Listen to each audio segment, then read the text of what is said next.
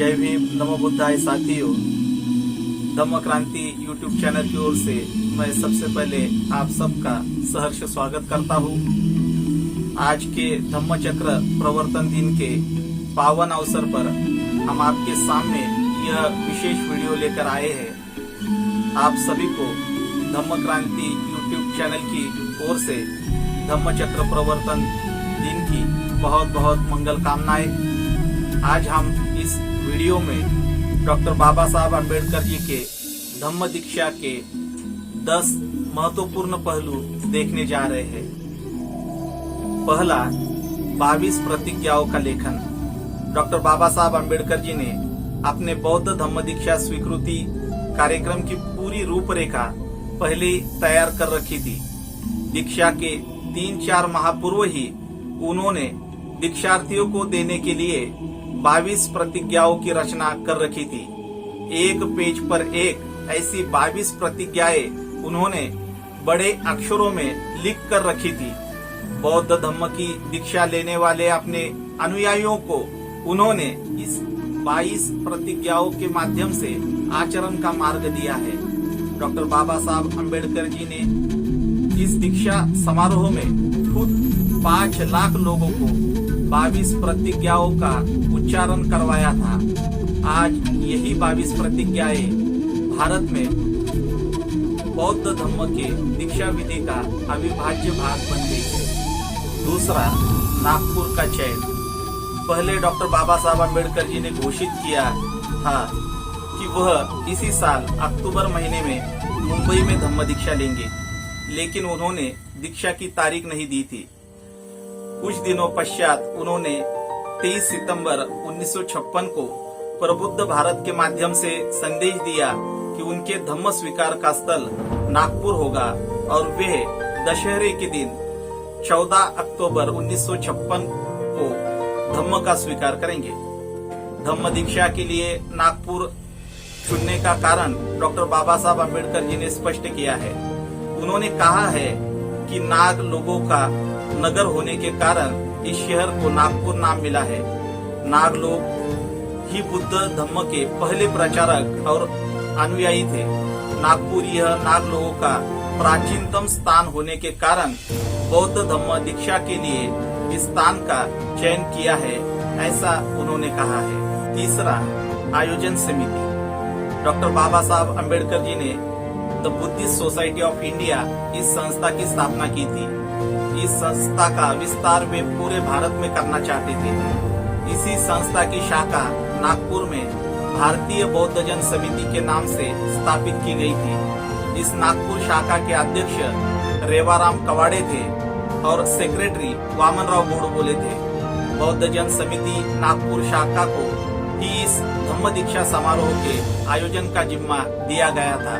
इस समिति ने यह जिम्मेदारी बहुत ही सुयोग्य तरीके से निभाई और ये ऐतिहासिक कार्यक्रम संपन्न किया। चौथा, दीक्षा स्थल का चयन। बौद्ध जन समिति के कार्यकर्ताओं ने दीक्षा स्थल के लिए माता कचेरी के पास की भूमि का चयन किया था। यह 14 एकड़ भूमि वैक्सीन इंस्टीट्यूट की थी और वह मवेशियों के चराई क्षेत्र के रूप में जानी जाती थी। यह जमीन एक तरीके से सरकारी जमीन थी। दीक्षा कार्यक्रम इस भूमि पर लेने के लिए संस्था के डायरेक्टर ने लिखित रूप से अनुमति दी थी। बाद में संस्था के स्वयंसेवकों ने इसे साफ कर बैठने योग्य बनाया था। इसी भूमि पर अशोका विजयदशमी के दिन ऐतिहासिक धम्म क्रांति संपन्न हुई थी। डॉक्टर बाबा साहेब अम्बेडकर जी की इस धम्म क्रांति की जगह आज एक भव्य स्तूप का निर्माण किया गया है, जो दीक्षा भूमि के नाम से समूचे विश्व में प्रसिद्ध है। यह स्थल अब विश्व प्रसिद्ध पर्यटन और प्रेरणा स्थल बन गया है। देश विदेशों से लाखों लोग इस स्थल के दर्शन के लिए आते हैं। पांचवा, भूमि पूजन और परित्राण पाठ। दीक्षा स्थल पर मंडप बनाने से पहले इस स्थल का भूमि पूजन किया गया था। 28 सितंबर 1956 को सुबह 8 बजे लक्ष्मण कवाड़े इस बौद्ध धम्म दीक्षित व्यक्ति के हाथों कुदल चलाकर और पंचरंगी ध्वज का रोहन कर यह भूमि पूजन किया गया था। उसके बाद यहाँ पर सभी आवश्यक व्यवस्था के निर्माण का कार्य आरंभ हुआ था। 13 अक्टूबर 1956 को यानी दीक्षा ग्रहण कार्यक्रम की पूर्व संध्या को दीक्षा भूमि स्थल पर स्थित स्टेज पर परित्राण पाठ किया गया था। इसके लिए 4 छोटे बोधि वृक्ष मंडप के 4 कोने में रखे गए थे। यह वृक्ष डॉक्टर बाबा साहेब अम्बेडकर जी के कहने पर मंगवाए गए थे। 5 भिक्षुओं ने मिलकर संध्या के 6 बजे यह परित्राण पाठ किया था। इस परित्राण पाठ के समय डॉक्टर बाबा साहब अम्बेडकर जी स्वयं उपस्थित नहीं थे, लेकिन उन्होंने इस परित्राण पाठ को अनुमति दी थी और भिक्षु जैसे कहेंगे वैसा परित्राण पाठ संपन्न कराने के लिए कहा था। 6, निवास व्यवस्था। डॉक्टर बाबा साहेब अम्बेडकर जी 11 अक्टूबर को ही नागपुर आए थे। उनके रहने की व्यवस्था शाम होटल में की गई थी। महाबोधि सोसाइटी के जनरल सेक्रेटरी देवप्रिय वली सिन्हा, भदंत चंद्रमणि महाथेरो और अन्य 4 भिक्षुओं के ठहरने की व्यवस्था भी इसी शाम होटल में की गई थी। देश भर से आने वाले दीक्षार्थियों के ठहरने की व्यवस्था नागपुर महानगर पालिका की पाठशालाओं में की गई थी। 7वां, पंचवर्गीय भिक्षु। इस बौद्ध धम्म दीक्षा कार्यक्रम के लिए 5 भिक्षुओं की उपस्थिति थी। पहले भदंत चंद्रमणि महाथेरो थे। भंते मूलतः ब्रह्मदेश के रहने वाले थे। भारत में वह कुशीनगर में रहते थे। इन्होंने ही डॉक्टर बाबा साहेब अम्बेडकर जी को और माई साहेब अम्बेडकर जी को धम्म दीक्षा दी थी। दूसरे भंते सदतीस थे। यह श्रीलंका से थे। इन्होंने दीक्षा कार्यक्रम में धम्म देशना दी थी। तीसरे भंते संगरत्न यह थे। वे श्रीलंका से थे और महाबोधि सोसाइटी में कार्यरत थे। चौथे भंते पयातीस थे। यह सांची के बिहार में रहते थे। और 5वें भंते जी प्रज्ञानंद जी थे। यह भारतीय थे। रिसालदार पार्क बुद्ध विहार लखनऊ में वह रहते थे। 8वां, बुद्ध मूर्ति की व्यवस्था। दीक्षा कार्यक्रम के पूर्व रात्रि को यानी 13 अक्टूबर को रात 9 बजे डॉक्टर बाबा साहब अम्बेडकर जी ने कार्यक्रम में रखने के लिए कौन सी बुद्ध मूर्ति का इंतजाम किया गया है इसके बारे में पूछा। तब बुद्ध मूर्ति नहीं है ऐसा उन्हें मालूम हुआ। तब उन्होंने तत्काल मध्य प्रदेश के मुख्यमंत्री को फोन किया और नागपुर के म्यूजियम में रखी हुई बुद्ध मूर्ति इस समारोह के लिए देने को कहा। बाबा साहब का पत्र लेकर एक व्यक्ति रात में म्यूजियम पहुंचा और बुद्ध मूर्ति लेकर ही लौटा। रात 12 बजे बुद्ध मूर्ति और 2 सिंह की मूर्तियां इस तरह से प्राप्त हुई थी। दीक्षा कार्यक्रम के स्टेज पर यही मूर्तियां रखी गई थी, जिसे दीक्षा से पूर्व और दीक्षा के बाद डॉक्टर बाबा साहब अम्बेडकर जी ने झुककर त्रिवार वंदन किया था। 8वां, पिताजी को अभिवादन। डॉक्टर बाबा साहब अम्बेडकर जी के पिता रामजी बाबा सकपाल, इन्होंने बचपन से ही बाबा साहब को लोक कल्याण की शिक्षा दी थी।